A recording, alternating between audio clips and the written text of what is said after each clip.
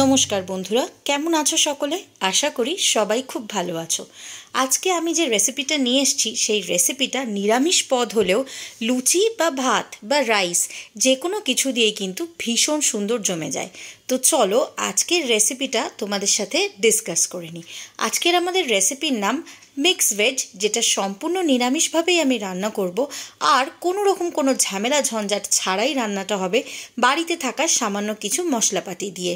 তো চলো বেশি কথা না বাড়িয়ে শুরু করা যাক। কিন্তু তার আগে বলি, যদি রেসিপিটা তোমাদের ভালো লাগে তাহলে আমার channel test and travel with Sharmi অতি অবশ্যই সাবস্ক্রাইব করে নিও, কারণ আমি তোমাদের জন্য কিন্তু এরকমই সহজ সহজ আরও অনেক রেসিপিস নিয়ে আসবো। তো চলো শুরু করি। প্রথমেই দেখো আমি কড়াইতে একটু তেল গরম করে নিচ্ছি। তেল গরম করার পর আমি এর মধ্যে 200 গ্রাম পনির ভেজে নিচ্ছি। কিছুটা পনির আমি ছড়িয়েও ফেলেছি, সেগুলো আবার তুলে কড়াই ঢেলে দিলাম। অ্যাকচুয়ালি তেলটা এত গরম হয়ে গেছিলো যে পনিরটা ঢালার সময় হাতে ছিটছিল, তাই একটু পড়ে গেছে। সেগুলোকে তুলেও আমি ভালো করে ভেজে নিচ্ছি। আমি কড়াই দিয়ে সবকটা পনির ভেজে নেব। দিয়ে দেব সামান্য একটুখানি নুন। নুন দিলে কিন্তু এই সময় পনিরের মধ্যে নুনের টেস্টটাও যাবে। তো পনিরটা দিয়ে একটু নাড়াচাড়া করে হালকা লালচে করে আমি ভেজে নিলাম। ভয় পাওয়ার কোনো ব্যাপার নেই, আমি তোমাদের এমন একটা প্রসেস বলে দেবো যাতে পনিরগুলো কিন্তু খুব নরমও হয়ে যাবে। তো চলো পনিরগুলো আমি আগে তুলে নিই, এরপর শুরু করব বাকি প্রসেসটা। তরকারিটা বানানো কিন্তু খুব সহজ, জাস্ট কিছু ভেজিটেবলস তোমাদেরকে জোগাড় করে নিতে হবে, আর বাড়িতে থাকা মশলা দিয়েই কিন্তু খুব সহজে এই রান্নাটা হয়ে যায়।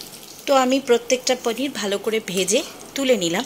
এটা কিন্তু তোমরা যে কোনো পছন্দের শেপে কাটতে পারো, স্কোয়ার করে কাটতে পারো, ডায়মন্ড শেপে কাটতে পারো।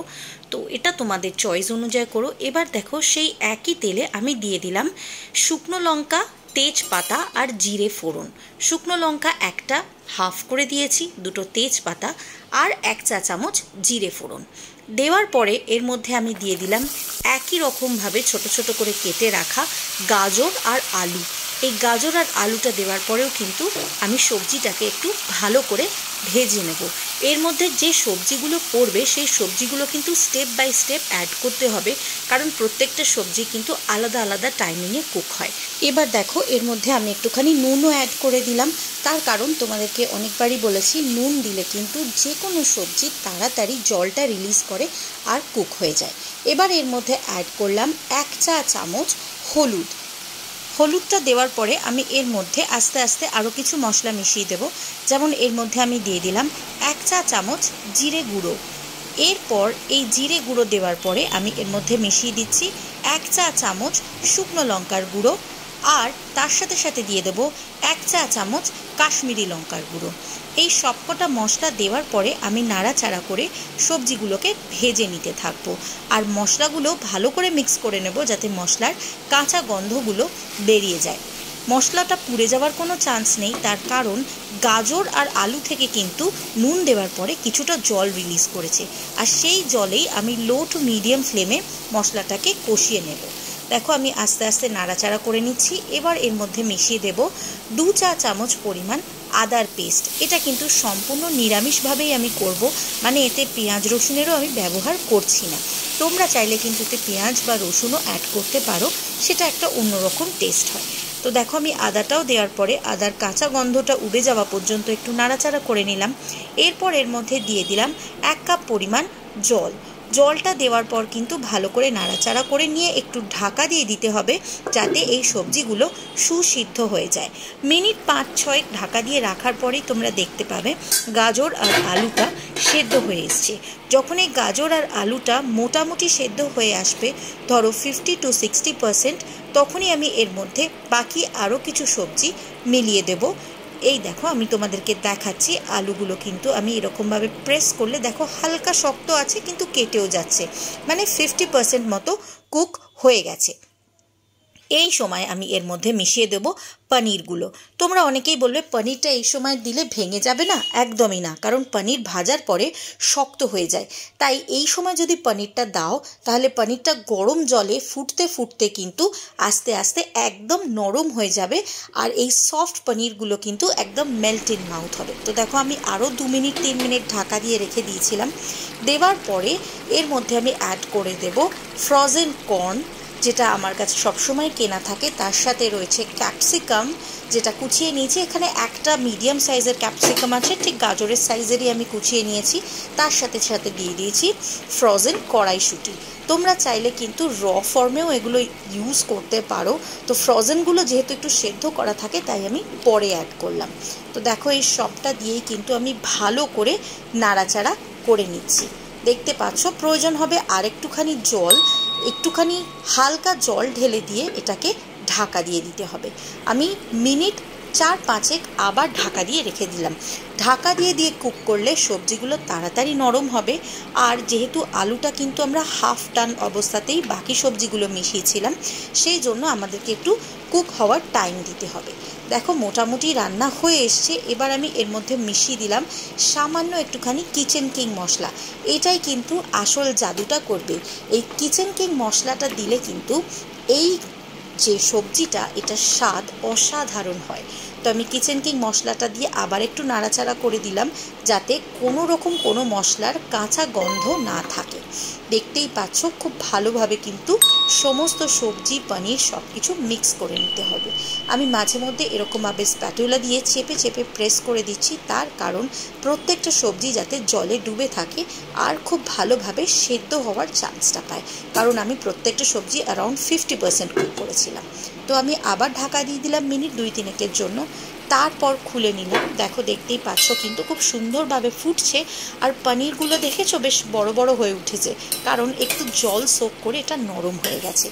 এবার এর মধ্যে ফাইনালি আমি মিশিয়ে দিলাম একটা মিডিয়াম সাইজের টমেটো, যেটা আমি কুচিয়ে রেখেছিলাম। এতে কিন্তু কোনো রকম কোনো টমেটোর দানা আমি ব্যবহার করিনি, দানাটা ছাড়িয়ে আমি আলাদা করে রেখে নিয়েছি। এই টমেটোটা মিশিয়ে দিয়ে আমি একটুখানি নাড়াচাড়া করব। টমেটোটা লাস্টে দিলাম, তার কারণ টমেটোটা গলে যাক এটা আমি একদমই চাই না। আমি চাই টমেটোটা একটুখানি ক্রাঞ্চি হয়েই থাকুক এবং প্রত্যেকটা সবজিকে কমপ্লিমেন্ট করুক। তো দেখো এইভাবেই আমি টমেটোটাও লাস্টে মিশিয়ে দিয়ে আরও একটুখানি নাড়াচাড়া করছি। টমেটোর যে দানাগুলো তোমরা বাদ দিয়ে দিলে, সেই দানাগুলোকে কিন্তু তোমরা ইউজ করতে পারো। সেই দানাটা বা গোড়াটা তোমরা গায়ে মাখতে পারো যদি তোমাদের অতিরিক্ত ট্যানিং হয়। এই গরমে মোটামুটি রোদে বেরোলে কিন্তু আমরা সকলেই একটু ঝলসে যাচ্ছি। তাই টমেটোর সেই দানাগুলো বা গোড়াগুলো ফেলে না দিয়ে একটুখানি পেস্ট করে গায়ে মেখে নেবে, দেখবে অনেক ট্যান উঠতে সাহায্য হবে। তো দেখো আমি তোমাদের দেখাচ্ছি আলুটাও কিন্তু কুক হয়ে গেছে। দেখতেই পাচ্ছ আলুগুলো যখনই প্রেস করছি এগুলো কিন্তু ভেঙে যাচ্ছে, তার মানে কিন্তু রান্নাটা অলমোস্ট ডান। এর বেশি আর কিছু করার একদমই এর মধ্যে প্রয়োজন নেই।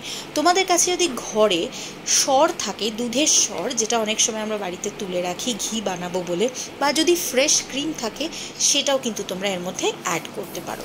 তো দেখতে পাচ্ছ আমি এর মধ্যে কিন্তু মিশিয়ে দিচ্ছি এবার চিনি। আমি আরও হাফ কাপ মতো জল এতে অ্যাড করেছি যাতে একটু গ্রেভিটা ভালো থাকে। তো এর মধ্যে আমি দিয়ে দিলাম হাফ চা চামচ চিনি আর 1 চা চামচ ঘি দিয়ে একটুখানি নাড়াচাড়া করে নেব। এর মধ্যে কিন্তু আর বিশেষ কিছু দেওয়ার প্রয়োজনই নেই। এবার গ্যাসটা অফ করে একটুখানি গরম মশলা দিয়ে দিলাম, হাফ চা চামচ পরিমাণ গরম মশলা দেওয়ার পরে নাড়াচাড়া করে আমি একটুখানি ঢাকা দিয়ে রেখে দেব কিছুক্ষণের জন্য। মিনিট 10 মতো একটু স্ট্যান্ডিং টাইম দেওয়া যে কোনো রান্নাকে ভীষণভাবে দরকার, তাতে কিন্তু রান্নার টেস্ট খুব ভালো হয়। তো দেখো আমি একটুখানি নাড়াচাড়া করে দিচ্ছি। আমি কিন্তু গ্যাসটা অফ করেই দিয়েছি, দিয়ে একটুখানি স্ট্যান্ডিং টাইম দিলাম মিনিট 10 মতো। এরপরে এটা আমি যে পাত্রে সার্ভ করব সেই পাত্রে ঢেলে নিলাম। দেখতেই পাচ্ছ পনিরগুলো কিন্তু যথেষ্ট নরমই দেখতে লাগছে, কারণ এই পনিরটা যেহেতু জলের মধ্যে ফুটেছে তাই সফট হয়ে গেছে। ভাজা পনিরকে যদি তরকারিতে দিতে হয় আর সফট রাখতে হয় তাহলে এরকমই ফোটার সময় অ্যাড করে দেবে। দেখো দেখতেই পাচ্ছ, দেখতেও কিন্তু ভীষণ কালারফুল হয়েছে সবজিটা, ভীষণভাবে লাল, নীল, হলুদ, সবুজ সব রকম কালার আছে। হ্যাঁ, নীলটা বাদ গেছে, নীল কোনো সবজি পাইনি, থাকলে বোধহয় দিয়ে দিতাম। বাকি কিন্তু দেখতে ভীষণ কালারফুল আর টেম্পটিং লাগছে, আর এটা খেতেও ততোধিক ভালো হয়। যে কোনো নিরামিষের দিনে তোমরা এটা ভাত, রুটি, পরোটা, লুচি সব কিছু দিয়ে ট্রাই করে দেখতে পারো। আমার গ্যারেন্টি খেতে খারাপ হবে না।